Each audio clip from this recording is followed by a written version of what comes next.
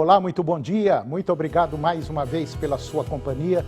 Está começando mais um programa Agronegócio e eu desejo a você um dia muito abençoado e feliz. E no programa de hoje nós vamos falar de um novo inseto, uma praga que veio para atazanar a vida do produtor. Eu vou conversar com Lalo Malinaric, ele é RID de mercado da Silox Nortene. E nós vamos falar sobre armazenamento da safra 23-24, que precisa ser planejado agora. Vamos comentar da Rússia, um dos principais exportadores de petróleo para o Brasil. Vamos falar do mercado do leite, que sofre pressão nos preços ao produtor. E eu vou conversar com Josué Lopes Siqueira, gerente técnico da Ceasa, e nós vamos falar da produção e também dos preços dos principais hortifrutis. E você vai ver que o mundo está em ebulição econômica, social e ambiental e muitas incertezas rondando o planeta. O programa Agronegócio já está no ar.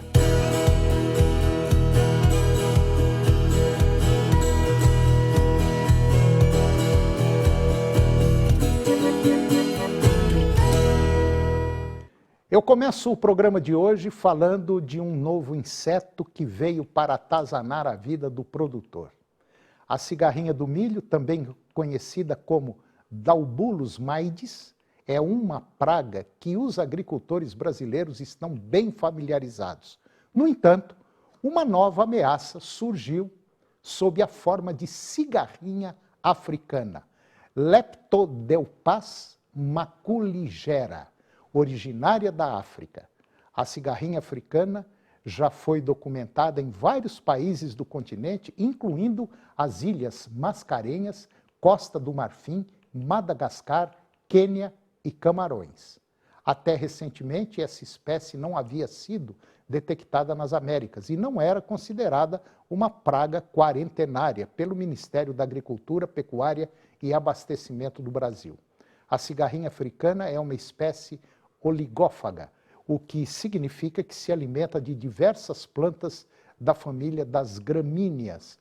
A sua presença nas Américas foi inicialmente registrada no estado de Goiás entre julho e novembro do ano passado, quando amostras, incluindo aí óvulos e também adultos, foram coletados e estudados pela Universidade Federal de Goiás. Na ocasião, a cigarrinha africana ela foi associada a importantes culturas agrícolas como milho, braquiária, capim-elefante, variedades de capim BRS, capiaçu e também feijão. A identificação da espécie foi confirmada por meio de análises morfológicas das partes genitais masculinas do inseto. E agora vamos falar da Rússia, um dos principais exportadores de petróleo para o Brasil.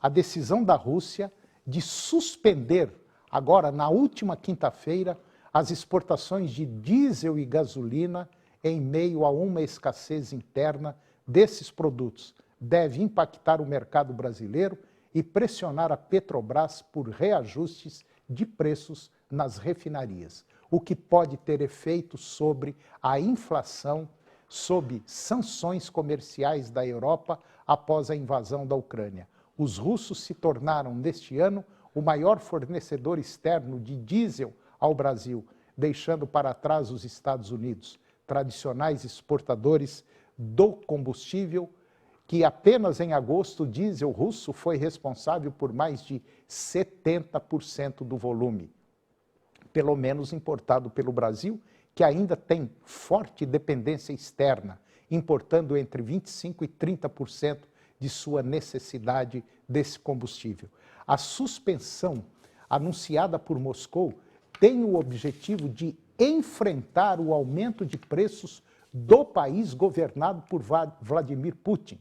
No entanto, não foi estabelecido um prazo para o término das restrições. O preço da gasolina na Rússia disparou e alcançou máximas históricas na última semana, em parte devido ao enfraquecimento da moeda russa, o rublo, além do aumento dos preços internacionais do petróleo e também no período sazonal de manutenção de refinarias que restringe a oferta. Serão mantidas algumas exceções à suspensão, permitindo exportações apenas para países da União Econômica Eurasiática, formada por Armênia, Bielorrússia, Cazaquistão, Quirguistão, além da Rússia, e para fins de ajuda humanitária. A redução da oferta para países importadores e quaisquer aumentos de preço não são importantes apenas para os comerciantes de petróleo e caminhoneiros. O combustível do tipo diesel também é utilizado em navios e trens, bem como nos setores agrícola, industrial e de construção, alimentando vistas aéreas da economia mundial. E agora eu vou conversar com Lalo Malinarit. Ele é RID de mercado Silox Nortene e nós vamos falar sobre armazenamento da safra 23-24, que precisa ser planejado agora. Senhor Lalo Malinarit, muito bom dia, muito obrigado pela sua presença aqui no nosso programa. É um prazer tê-lo mais uma vez para falar de um tema importantíssimo. Tá tudo bem com o senhor? Bom dia. Ô, Antônio, bom dia para os assinantes do BEAGRO, do agronegócio, programa agronegócio. Na realidade, sim, esse próximo ano se apresenta como um ano duro, difícil, com preços baixando, onde a eficiência na comercialização, a eficiência do manejo pós-colheita do produtor vai ser super importante para o resultado econômico do produtor. Portanto, já é tempo de começar a pensar o que fazer com o grão que vai ser colhido.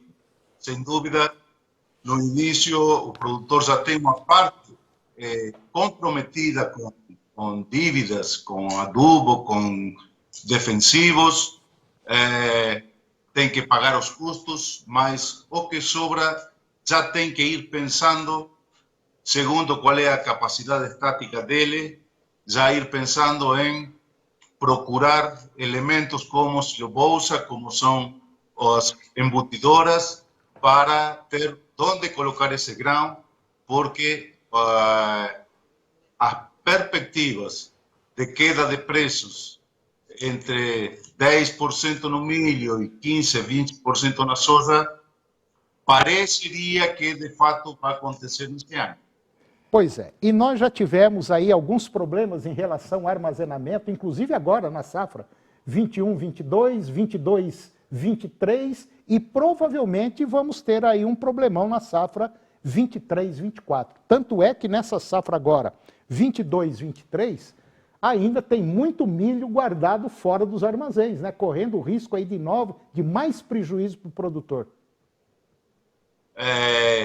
Na realidade, isso é uma pandemia, para falar de termos que ficaram muda no ano passado, no ano retrasado.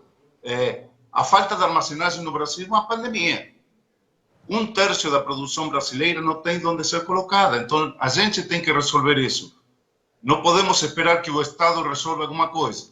Cada vez menos os Estados vão olhar para o campo para resolver os problemas do campo. Então, o próprio produtor, o próprio agricultor vai ter que começar a se procurar a forma de dar um jeito nesse assunto, nesse déficit de armazenagem.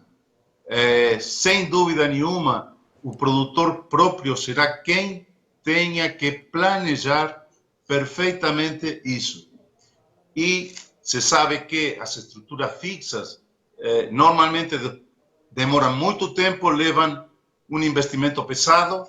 Então, o silobouça é uma ferramenta que permite de ter uma guarda a partir da safra até o momento da colheita, para poder dar um melhor resultado econômico e financeiro ao produtor agrícola, ao produtor de grãos, ao produtor de soja, de milho, de trigo, qual for o grão que tem para produzir, para armazenar e para alavancar todos os custos que uma propriedade tem. O senhor tocou num ponto muito importante, porque nós vimos aqui agora isso, recente, e inclusive tem muita gente aí que não tem lugar para guardar o milho, que ainda tem muita gente colhendo. é interessante, dentro do seu planejamento, como foi dito aqui pelo senhor Lalo, você procurar saber o que eu vou colher, qual é a quantidade que eu vou colher. Tenho armazém? Alugo armazém? Não alugo? É uma situação muito delicada. Na minha visão, que entendo muito pouco sobre agro, eu acho que o momento é agora.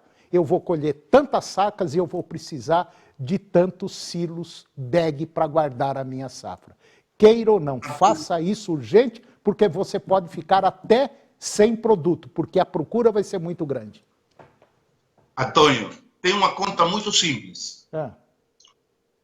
Um silo bolsa armazena 50 hectares de soja. Pronto. Um silo bolsa armazena umas 30 hectares, 25 hectares de milho. Então, quanto o senhor planta, quanto o produtor planta, é muito simples. Divide por 50 e isso é o que precisaria para armazenar toda a sua produção de soja. Pronto. A partir de aí, tira a parte onde ele tem que desembolsar na hora da safra, de pagar as contas, e resolve com isso. Se está sobrando para 10 silobolsa, são 10 silobolsa. Se é para 100, para 100, para 5 ou para 1. O importante é que mantenha o grão na sua mão para poder fazer eficiente a comercialização desse grão. 50 hectares de soja entram em um silo bolsa. 30 hectares de milho entram em um silo bolsa. A conta é super simples. Pronto, está aí resolvido. 50 hectares de soja, um silo bolsa. Ou 30 hectares de milho para um silo bolsa. E como diz, passa a régua. Não tem o que discutir. Quer dizer, ou você fica no prejuízo, ou você faz o seu planejamento agora, mas tem que ser feito agora. Não deixa para depois, porque o prejuízo é muito maior. Bom, senhor Lalo, mais uma vez, muito obrigado. Adorei essa conversa, principalmente esse final agora. Foi fundamental para saber essa quantidade de silos que a gente tem que ter, tem que saber utilizar esse produto que ele salva uma boa parte da lavoura. Muito obrigado, meu irmão, e eu gostaria de trazê-lo mais vezes aqui, quando tiver mais ou menos próxima a colheita aí. Tá tudo bem? Antônio, fico à disposição, sempre contigo, e vamos nos encontrar várias vezes, sim. Tranquilo. Falou, meu irmão. Até lá. Muito obrigado e um grande abraço. E depois do intervalo, nós vamos falar do mercado do leite, que sofre uma pressão nos preços ao produtor. Vou conversar com Josué Lopes Siqueira, gerente técnico da Ceasa. Vamos falar da produção e dos preços dos hortifrutis. E você vai ver que o mundo está em ebulição econômica, social e ambiental, além de muitas incertezas rondando o nosso planeta. Nós voltamos já, é um minutinho só.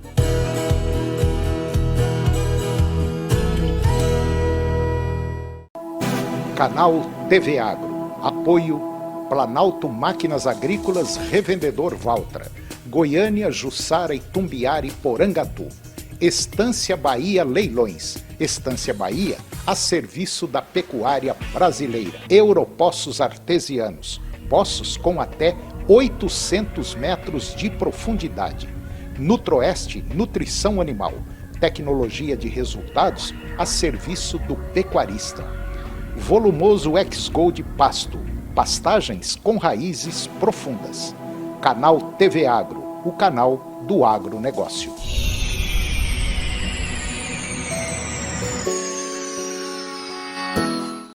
A gente sabe como é difícil proteger. Proteger quem você ama. O que você ama. Tirar de perto da sua casa, da sua família, aquilo que você não quer perto, nem de longe.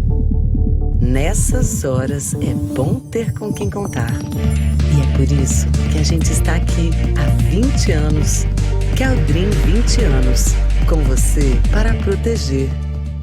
O que é o Senar Mais? É um programa do Senar que leva assistência técnica e gerencial para vocês produtores. Um técnico de campo irá te acompanhar por 2 anos. Ele fará um diagnóstico da sua fazenda, faz um planejamento junto com você, te orienta sobre tecnologias, manejo, oferecendo cursos para qualificação e o principal, fará o gerenciamento mensal da sua atividade, E o que é melhor, sem cobrar nada por isso.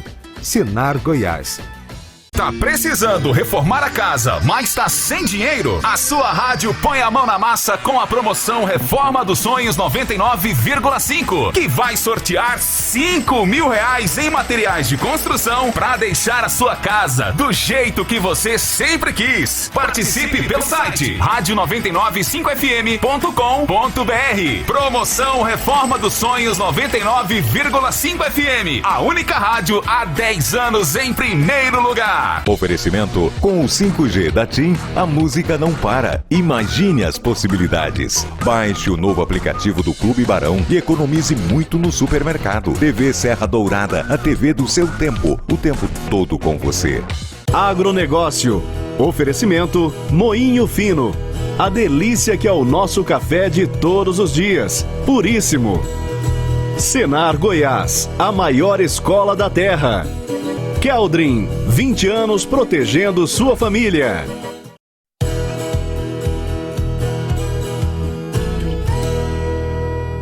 Nós estamos de volta e agora vamos falar do mercado do leite, que vem sofrendo uma pressão violenta nos preços ao produtor.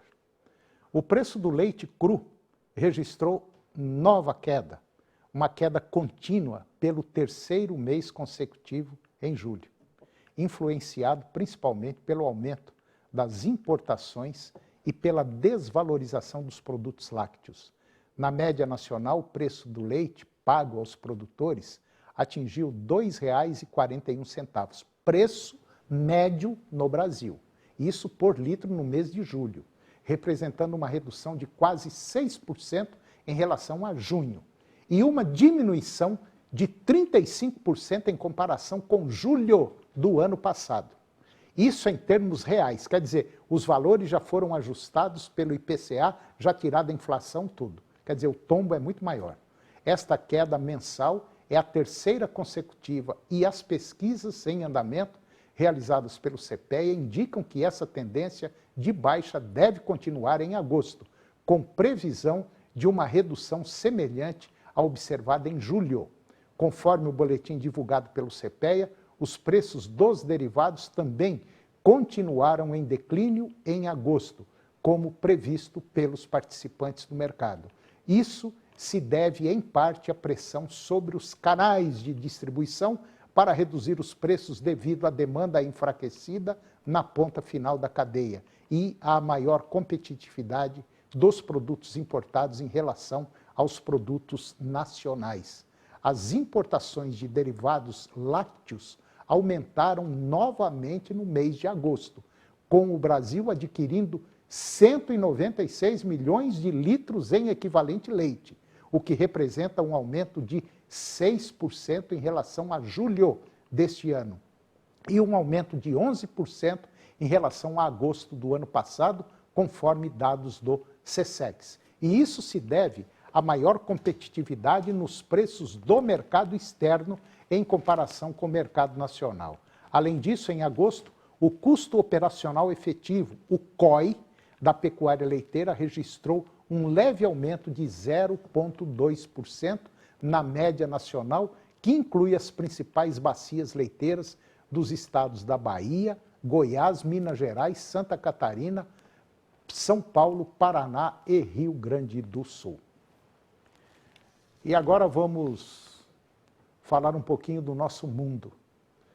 Você vai ver que o nosso planeta está em ebulição econômica, social, ambiental e muitas incertezas rondando esse país, esse mundo nosso.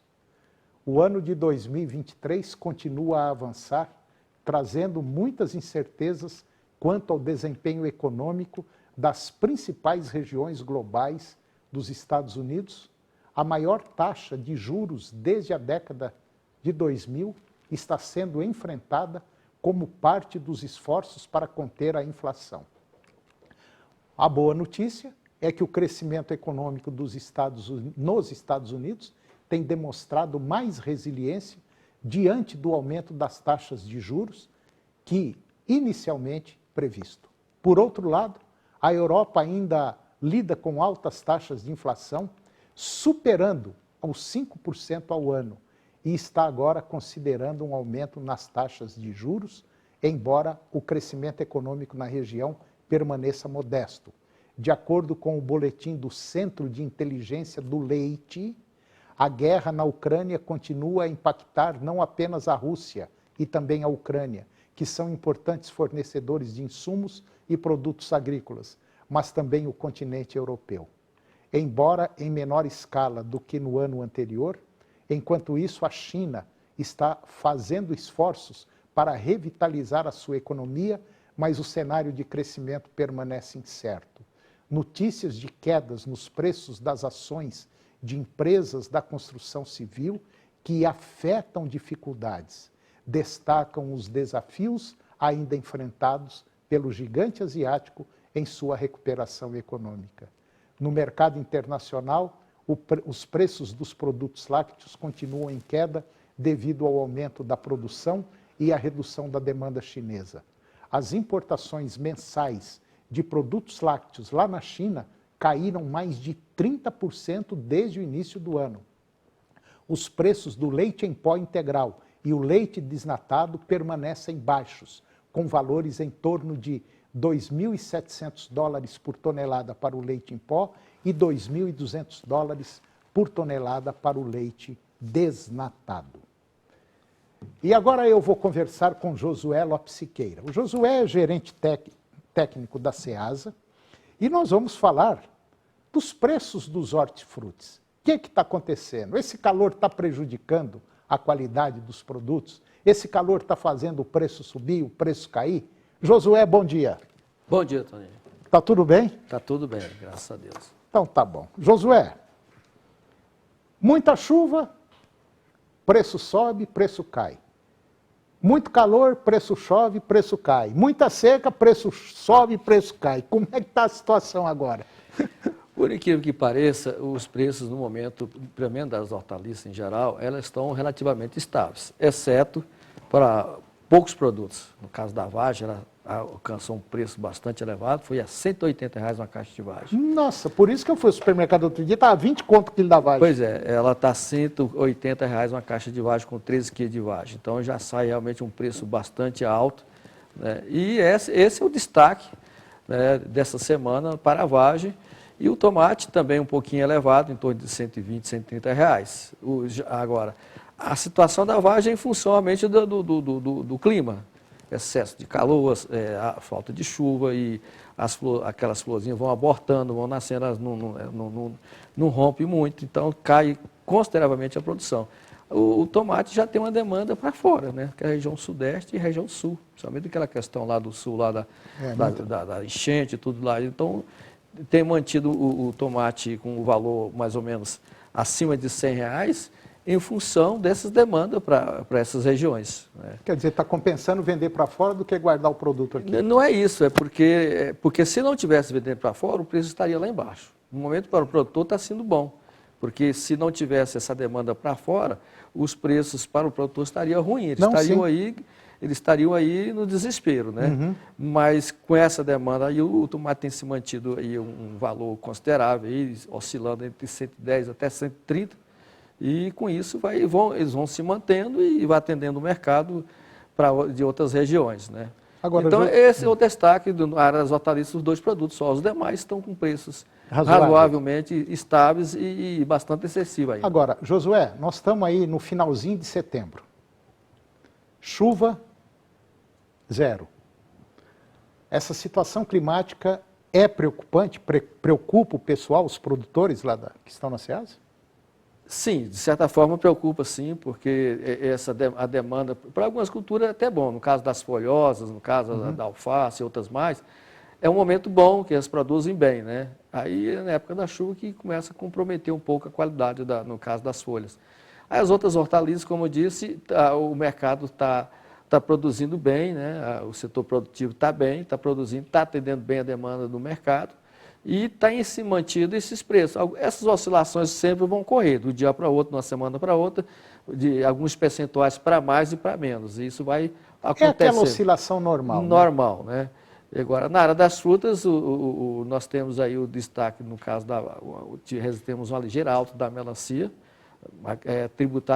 atribuído principalmente à demanda em função do calor. Laranja também parece consumo maior, pouco, laranja, né? um consumo maior, esses produtos que têm uma demanda mais em função do calor, né?